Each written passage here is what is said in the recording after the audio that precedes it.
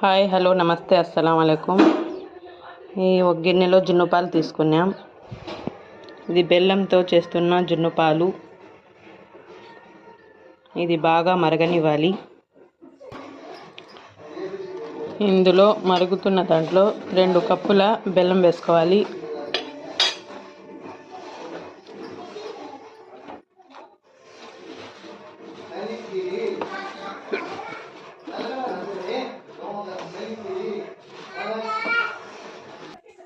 తర్వాత ఇందులో యాలకులు వేసుకోవాలి. బెల్లం కరిగే వరకు పెట్టుకోవాలి. ఇలా బెల్లం బాగా మరిగిన తర్వాత ఇలా రెడీ అవుతుంది. చాలా అంటే రుచిగా ఉంటుంది. ఒకసారి ట్రై చేయండి. జున్ను పాలు తొరిగితే మటుకు